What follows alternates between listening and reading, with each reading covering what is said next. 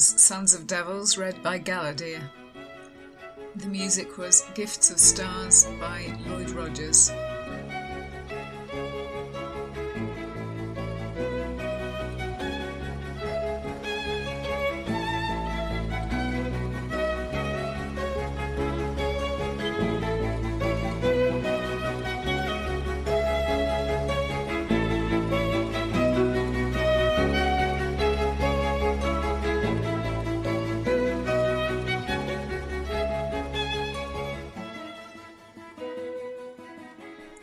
Sons of Devils by Alex R. Oliver, Chapter 17, in which a soft answer turneth away wrath. Zaid's mother was waiting for him as they dragged their prisoner back to the customs building between them. The man had gone silent. He no longer responded to either courteous question or blow, his harsh face closed up tight. Zaid did not want to see Zerina. He was still trembling in a mixture of fear and abhorrence from that moment where he had looked into the stranger's eyes and seen something demonic. He wanted to have the creature taken immediately and given over to the torturers. He wanted to see it break and plead for the mercy it had denied his people. He wanted to laugh and tell them to carry on.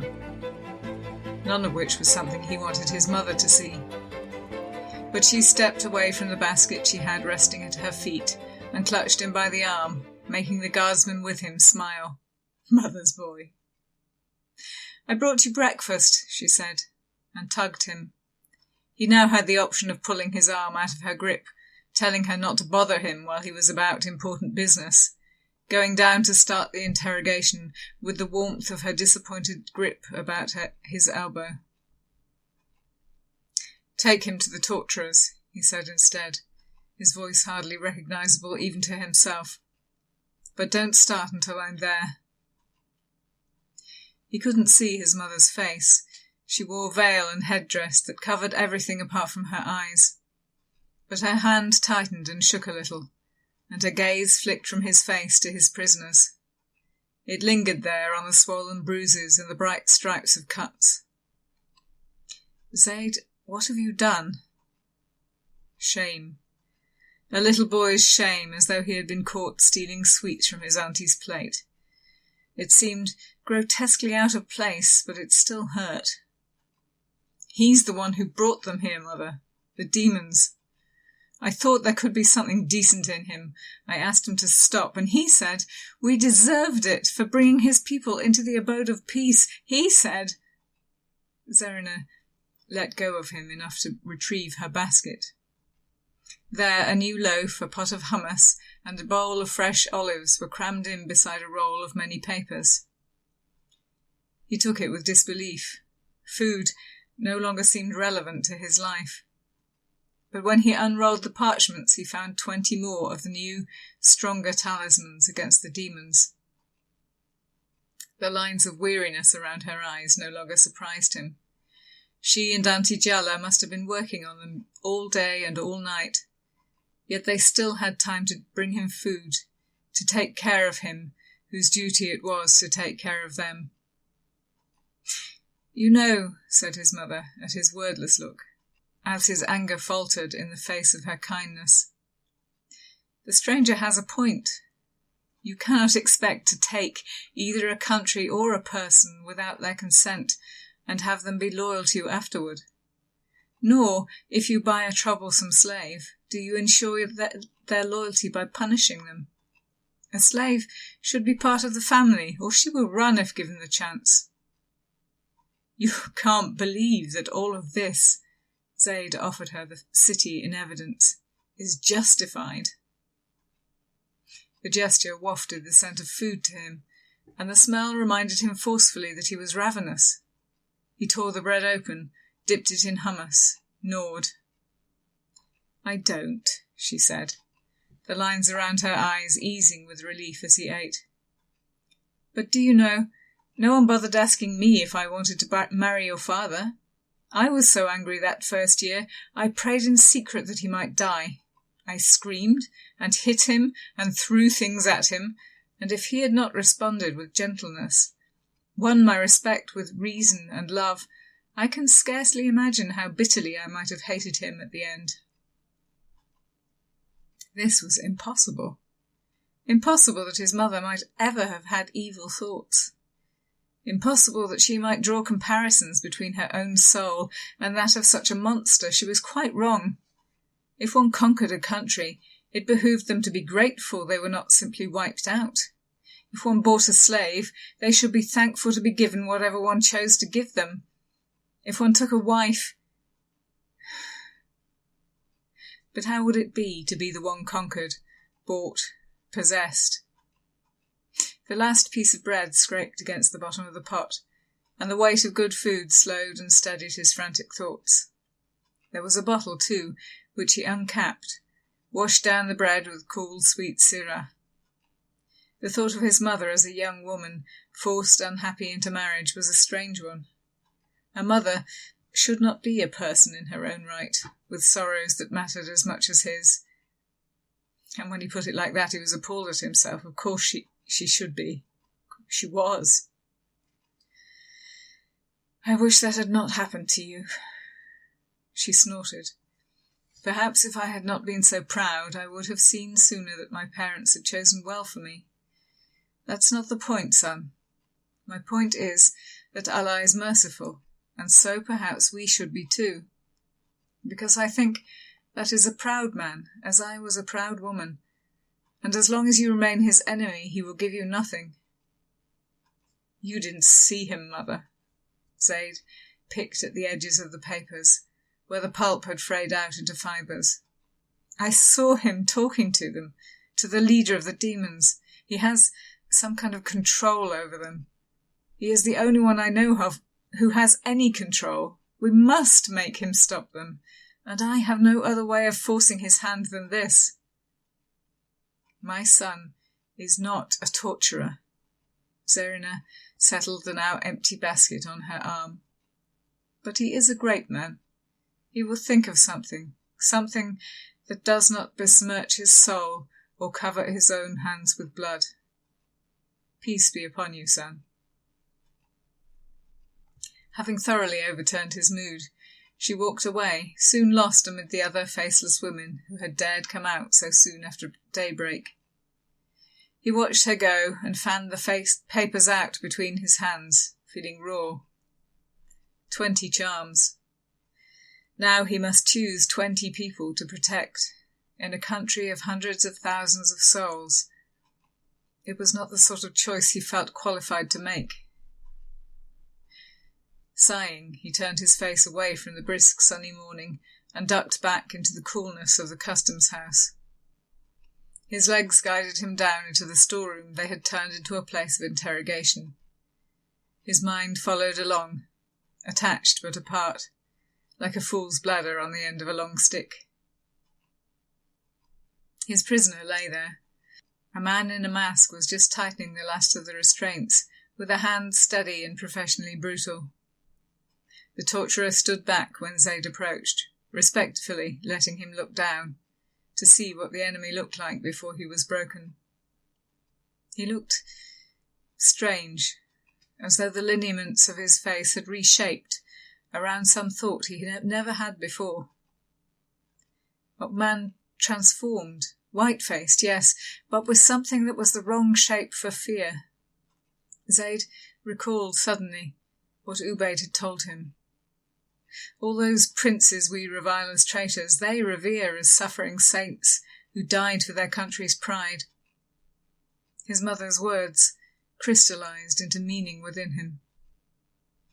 The torturer picked up a pair of pliers and came to his side, the only man in the room who seemed indifferent to a moment infused with the presence of God. Zaid put out his hand and said no. They'd think he'd lost his mind or his nerve. They'd think he hadn't the stomach to do his best for his people's good. They'd think he was half-hearted, not righteous enough, not committed. The Sultan did not scruple to destroy his own brothers in his quest for glory. What would he say to Zaid's timidity? What would Hadi Nabi say? No, Radu Vacarescu, I will not permit you to think yourself a martyr. I will not assuage your conscience with well-deserved pain. I am not the monster that you are. Unbuckle him." The prisoner flinched, as if Zaid had landed a blow on a place already broken. His face looked waxy smooth, like a ceramic death mask, and there were cracks in his eyes. "I am going to ask you instead. One choice, one chance to prove you are not a demon like those you brought with you. Help us. You can influence these things. You have some control over them. Help us. I will not believe that this is what you wanted. Help us to stop it. Please." Radu had held it off until then, as though he had been trying to hold up a temple over his head, as though the weight were crushing each individual bone from the fingers down.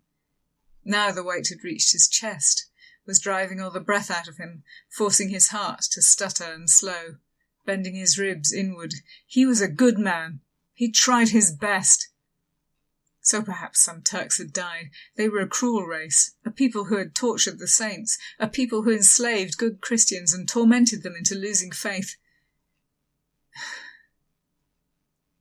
And then the young man who was his captor offered him mercy, and it knocked away the straw-thin supports he had built to justify himself, to be pleaded with as if he was a reasonable man and not an enemy. It just showed up by contrast what he had done. He had saved 2 people at the expense of thousands.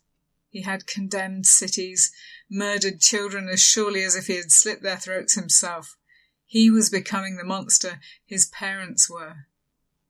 And he didn't want to be. Today some force stronger than himself had seized his head and held it still, so he could not escape looking at what he had done. And he hated it. "Help us," said Zaid. "Please." Radu didn't need to think. Everything in him recoiled in horror from the path he had been on. "Yes." He let the torturer drag him upright, hand wedged between the thick iron of his collar and the bruises on his spine. He did not resist as he was dropped to his knees. "Yes, I'll help you." He thought of all those white bodies, swaddled in shrouds, piled up like insect eggs all around the city. In Bucharest, there had been a faint possibility he could have dealt with the situation alone, but he had failed then, and now look what had come of it. "I want to see them all destroyed. I want to help. I don't know what I can do, but yes." A silence. Zaid looked back at him startled, as though he had not really expected his appeal to work. And then there came a great crack, as of metal on stone, and the reverberations shook the brown spice dust from the shelves around them. Cannon fire, he thought. From the ships in the harbour? No, it hadn't been that close. The sound of feet running in the passages like the clap of distant wings. One of Ubaid's young pages hurtled into sight, followed a moment later by the man himself, puffing like a bull in rut. Ubaid gestured his boy into silence, bent double, propping his hands on his knees as he got his breath back. Straightening up carefully, he smoothed down his kaftan and writhed his hands together. That was the cannon at Tofein. A town crier called it out in the marketplace. The Sultan is dead. The Kisla Agha found him this morning, drained of blood. The war is off until his successor can be invested. Radu laughed sharply, because he'd just achieved everything he came to do, and it felt exactly like being defeated. The laughter turned sharp-edged, caught in his throat. He had to lean forward and bang his forehead hard against the floor to stop it turning into helpless tears and shaming him before them all. He would not ask for pity. He didn't deserve it. That was your plan, then? Zaid produced a key from his robes and unlocked the cuffs on Radu's wrists and elbows. His shoulders sprang back into place with a wave of such eviscerating agony he had to bite through his bottom lip to stop himself from screaming. He spat blood out onto the floor, shaking. "Then you have what you came for. Now tell us how to stop them." "I don't." Receding waves of pain made it hard to think. He wanted to lie down. He wanted Frank, to be sure he was all right, to be sure someone would make certain Frank got out of this if no one else did. Other people too. No, he should answer the question before they put him back in those chains. "You should burn the bodies. All the victims will become Strigoi themselves if you let them lie overnight. They must be burned before nightfall." "There are thousands!" Radu could move his arms a little now, the agony settling down into more of a tearing, bright scrape. When Zaid leaned down to unlock the leg irons, he did weep just a little and pressed his face into his knees to conceal it. "There will be tens of thousands in the morning if you don't." "We can't ask people to see their beloved families sent to the afterlife like heathens." Ubayd had taken his turban off and was smoothing his bald pate into a high polish with a handkerchief. It made Radu laugh again, the laugh that was like trying to throw up a handful of nails. "They make you do that, these creatures. They make you do abominable things, make terrible choices, disgust yourself. But you ask me what to do, and if you don't want this problem to be 10 times worse tomorrow, that is what you must do first." Zaid's face had taken on an expression too complex for Radu to interpret, especially flayed as he felt inside, more sensitive to his own pain than to that of others. Something he had said seemed to have reminded the young man of a transgression of his own. Zaid no longer wore the wholly untroubled look of an innocent man. So when he came over to offer Radu a hand to help him to his feet, Radu took it in fellow feeling, rather than feeling yet more condemned. "And then what?" Zaid asked, when Radu was upright and able to hold himself so by bracing against the wall. "The White Lord who was with you, he was their leader?" "When did you see Constantine?" Radu remembered something odd he had not given any weight to at the time. His parents both turning their heads at the same time as if hearing something, it turning out to be a false alarm. "It was you they sensed, watching us. How did you elude them?" Zaid rested his thumb against his front tooth and worried the nail gently. "No," he said. "You give us information, not the other way." Habit told Radu to take offence at that, and his new humility told him not to be so stupid. He deserved no consideration at all.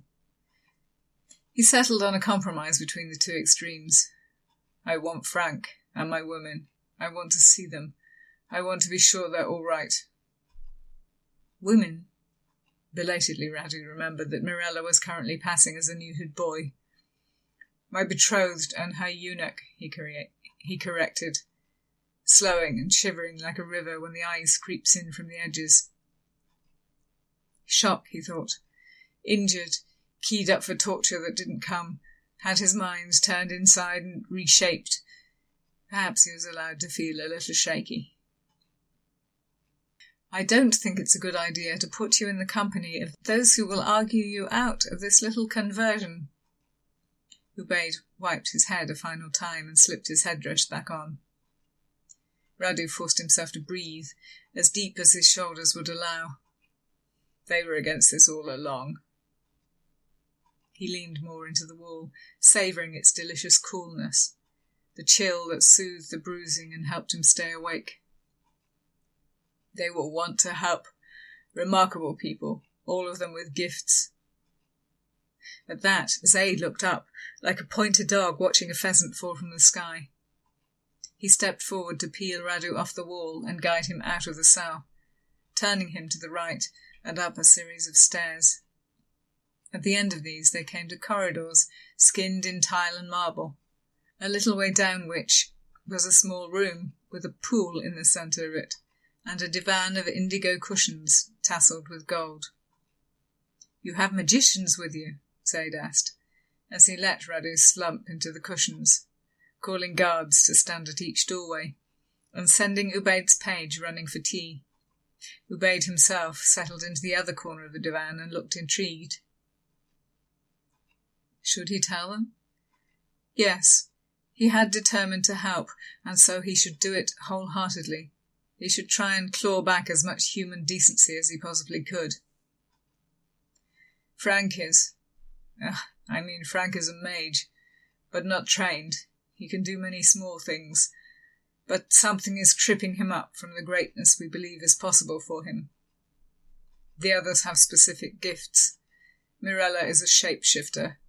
Ekaterina is... How could he put it? He thought of her plain face and discoloured skin, her sturdy Amazonian frame. It didn't seem quite the right word, but it was the only one he had to fit. She is an enchantress, I suppose. Everyone seems to love her except me. Funny, I'm the one who gets to marry her. Now he was beginning to blabber, embarrassing himself with eagerness. He forced himself to stop, to tilt himself backwards, until he rested against gloriously soft cushions. I want them here. You do not get to make demands, said Zaid, pausing in the doorway to look back. But they were there when Radu woke.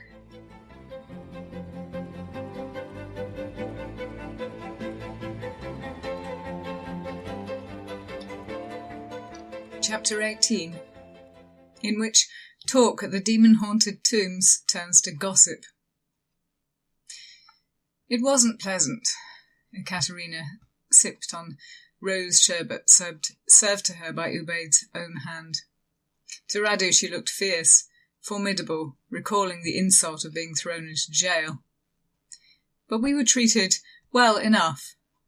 Her gaze strayed to him and slipped past, discomfited. Not like you. On the other side of the divan from her, Frank huddled against Radu's side. His possessive grip hurt a little, and was, unambiguous as it was, something of an embarrassment. But he had taken one look at Radu's swollen face, given a choking cry, and attached himself like a limpet to Radu's side, face pushed into the crook of his neck. He had high cheekbones and a long bony nose, and they dug painfully into the swollen muscles of Radu's shoulder. But he'd be lying if he said it wasn't a comfort. He deserved hatred. To receive love instead seemed another, kinder miracle. I have been treated well, he said, and found their looks of disbelief strengthening, considering what I should have expected. Enough. We can discuss our hurts later. What are we to do to turn back the disaster we've unleashed? I've told the Grand Mufti that the bodies must be burned, said Zaid. He was not happy, but he is driving the order past the Qadis today and organising it. If I understand this rightly, this will prevent more of the creatures arising. It will not deal with the ones that already exist. Is that not so? It is. Ekaterina adjusted the veil that covered her face. It suited her, Radu thought, hiding her rather coarse looks, emphasising her large, intelligent eyes. His betrothed. He could do worse. I would suggest sending a small force to sweep the graveyards while the sun is high.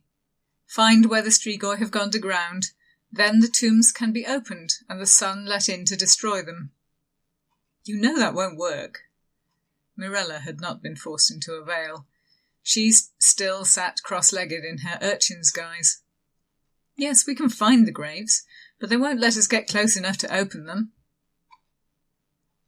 At Zaid's frown, Radu explained, they have a form of mind control which they can practice even while dormant during the day. I have experienced this. They will turn aside anyone who tries to unearth them, make them forget what they came to do, or perhaps make them sleep so they remain there until nightfall and can be fed on. I am immune to this, but there is only one of me. I don't see how I can expose every grave before the sun sets. Zaid's scholarly expression looked more natural on him than the pinched fury and malice of earlier. You have a magic talent too. More of a lack than a gift. I am blind to magic. It is as though for me it doesn't exist at all. So many different manifestations of the power of heaven in one place. Zaid looked fascinated. Do you by chance live close to one of the Atlantean devices? Frank lifted his head finally, pulling himself together with a great sigh. All of Wallachia is within the radius of the accumulator on Radu's land, but I think its influence is strongest in his fief. I have thought perhaps it could be blamed for the existence of the Strigoi. Even before the rising, it must have been feeding a small residual current of magic into its close surroundings. Radu could tell when Frank became aware that Zaid was looking at him with astonishment. Frank seemed to recall himself. He smoothed his hair down, a futile gesture with those curls, tugged his waistcoat straight, and sat up, as if to pretend he had not been clinging for the last 5 minutes, like a lost child or a reunited wife. In return, Zaid's expression shifted from the polite contempt accorded to a nobleman's plaything, and settled into a kind of delighted relief, like someone who finds out unexpectedly that they are no longer alone. And I, of course, come from England, which is blanketed by the overlapping influences of one device on Glastonbury Tor and another at New Grange in Ireland. The seas between those 2 points have always been unusual. That's very much what I thought. Zaid beckoned for a servant to bring in food. Many little dishes, full of rice and meat and sauces.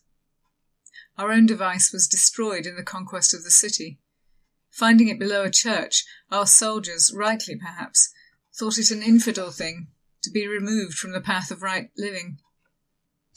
I have wondered if the Atlanteans could be persuaded to repair it, now they have returned. As no one rebuked or arrested him for his show of affection, Frank's face cleared. The beginnings of that foolish sunny smile of his gleamed around the edges of his mouth. So rare an expression, when it made an appearance, Radu always felt it was an omen that anything was possible. Do you think they could be approached? I heard they sunk boats that came too close. It made Radu smile too. He wasn't sure what to make of this repentance business. The fact that he actually liked Zaid, liked Ubaid too. The fact that he was being fed and allowed to rest and treated like an honoured guest should probably have heaped coals of guilt on his head. He was pleasantly surprised to find that he was simply grateful for it. I think we're getting off the topic now. You two can talk magic theory when we solve the problem in front of us. How can we discover and open the graves when I am the only one resistant to the Strigoi's control? These will help.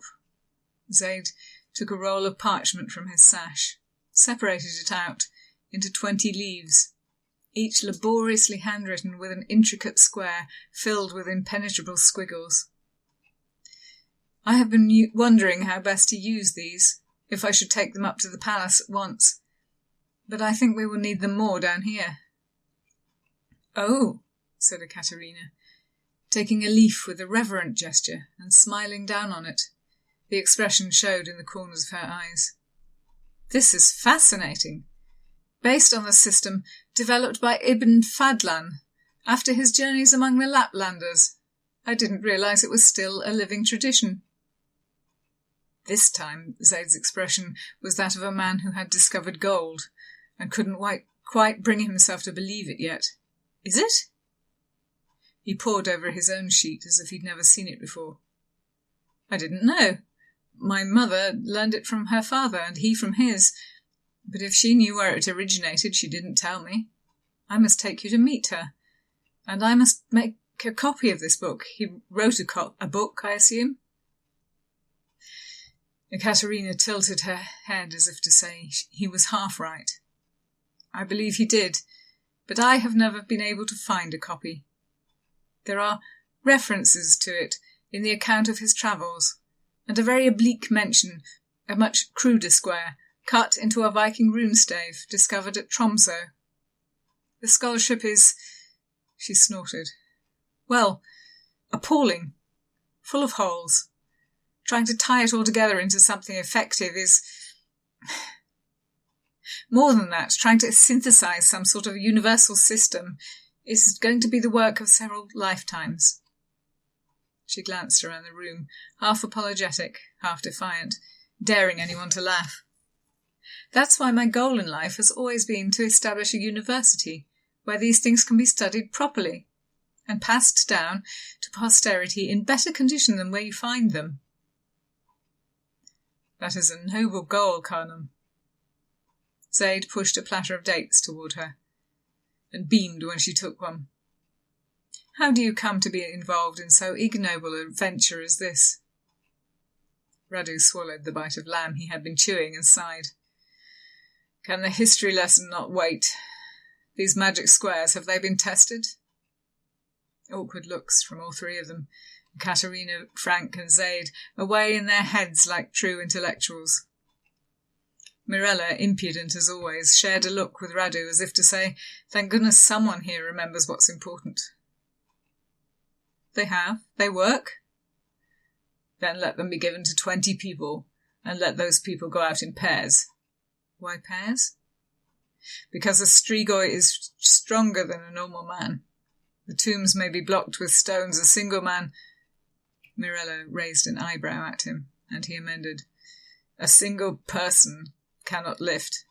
Each pair will need a crowbar and a sword as sharp as an adder's tooth. Despite the tentative rapport that had grown up over the meal, Zaid balked at this. Why should I give any of you a sword? Radu opened his mouth, saw Ekaterina watching, and his excellent memory supplied him with the sensation of being sprayed in the face by Stefan's cold blood. He faltered. You'll have to chop their heads off, said Mirella cheerfully, or they won't lie still to be dragged out into the sunlight. There'll be lots of screaming and clawing, and they'll tear you apart while they run for somewhere darker. She laughed at everyone's expressions. It happened to my cousin in Sigisuara. He still walks with a limp today. But you don't have to send us to do it, Radu offered. Give the charms to your own men and let them scour the graveyards. I can see why you might not trust me with a weapon. Zaid clamped together the last few pistachio nuts of his baklava in his fingers. When asked to bring a light meal, Ubaid's household did not stint on the courses. He looked at Radu as Ekaterina had looked at the charm, as if Radu was a kind of puzzle he hadn't seen before, one that fascinated him, although he didn't altogether understand how it worked. Radu wasn't sure he liked to be watched like that, but he was equally unsure whether he had the right to object. Another man, Zaid began, who had turned as you did all on a sudden, I would think simply a coward, trying to avoid punishment. In the light of hours of desolation and redemption, an experience of something so much greater outside himself that he barely existed beside it, Radu found it easier not to take the scrawny little heathen by the back of his prim collar and smash his face into the wall for his insult. But it still stung. But I think instead, Zaid carried on, calm, unaware of his danger, that Allah actually touched you, and your turn is a true repentance. So I will give you your sword and your boy, and I will find out your true nature from what you do next. Do you think it was a true repentance? Mirella waggled the end of the crowbar into the gap between the mausoleum's door and its jamb, heaved and watched the door grind open over the smashed remains of its plaster seal. Or is he planning something? The sun had passed noon by now, and its light was behind the monument. Only the smallest gloom fell into the catafalque chamber beyond, but she felt at once the desperate desire to be somewhere else, that told her They had found another fledgling. The stink was another clue. She ducked her head under the lintel, saw a body crumpled in the corner, and a long catafalque with a top shaped like the Ark of the Covenant. Mortar and stone dust all around it, where the top had been recently removed. We have another one. Ready? By mutual unspoken consent, Ekaterina had the sword. She positioned herself at the head end of the stone box. At her nod, Mirella levered the cover off, and as the thing inside shrieked at the light, she hacked down at it with a hand that had become all too practised over the morning. It looked like a young man, Mirella thought, but it squealed like a fox in the wood. Ignoring the tears that dripped from Ekaterina's chin, which over the day had made her veil so wet it clung to her face, she picked up the head by its hair. It swore at her as she flung it like a ball into the scorching sunlight. But the body lay limp and obliging between them as they took an arm and a leg each and threw it out too. Just as her old granny had said, it was surprising what you could get used to. Mirella dusted off her hands in satisfaction as she watched it burn, and thought that these things would never scare her again. Mirella, demon's bane. She liked it. I can't imagine why we would be working with the Turks if he had not honestly changed his mind. I suppose, with the war over and Frank's country safe, looking surreptitiously around, Ekaterina removed her veil and wrung it out, raising her naked face to the sunlight and closing her red eyes for a moment. He was finally able to see them for what they were. Her face hardened like granite. It should not have taken him so long. Mirella had no especial fondness for the man. He was her lord, her owner, and she owed him some resentment for that. But she stood by her insight and found it hard to blame him for any of this. Long time ago I said to him he was as much a slave as me. It doesn't always take mind control, you know, to force someone to do what you say.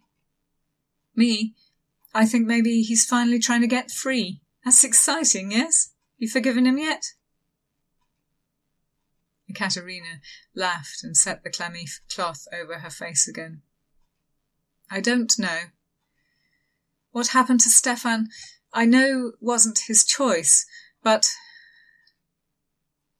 They worried themselves sick for no reason, the upper crust. All those choices, she guessed. All that illusion that they were responsible for their own lives.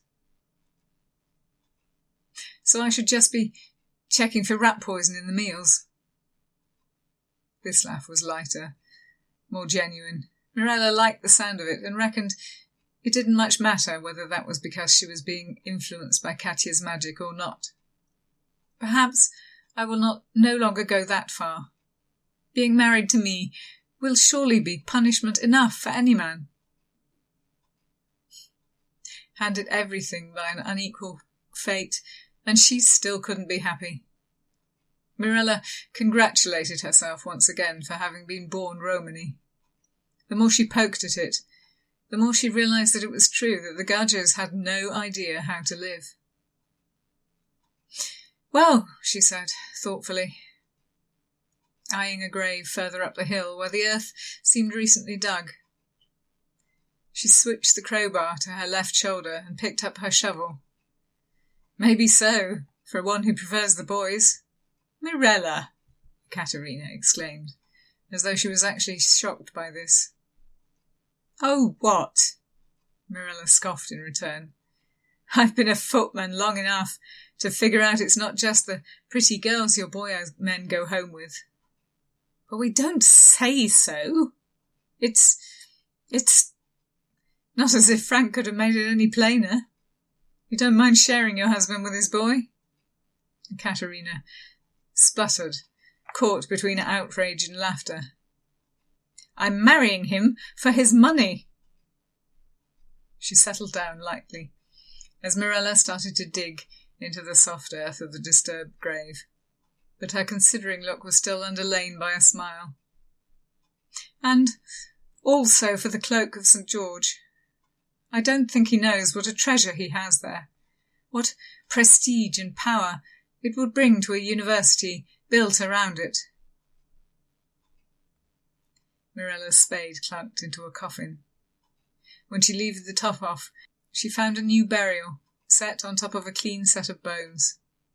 The grave must have been opened recently, so the husband could be buried with his wife. Both of them honestly dead. It was a welcome relief. Frank's welcome to the rest. At least I won't have to worry about mistresses and bastards and divorce. While Mirella filled the hole back in, Ekaterina examined the tombs on the hill above them, nodded at one with a broken slab. Then she gave Mirella a grandmotherly look that Mirella resented, them being about the same age. You must learn not to point it out to people. The church is happy. Everyone's happy, as long as everyone pretends they don't know what's going on. If you keep coming out and saying it out loud, they might decide they need to do something about it. And that... She trailed off into thought. Something along the lines Mirella felt of a slightly subtler ruse than poison. That's something I can keep in reserve, in case I change my mind about killing him.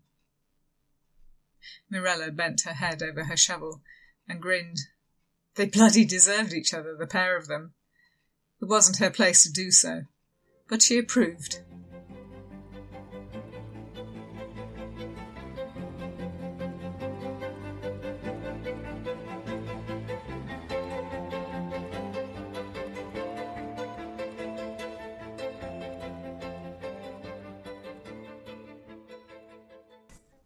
Thanks for listening. That was Sons of Devils, read by Galadeer. The music was Gifts of Stars by Lloyd Rogers.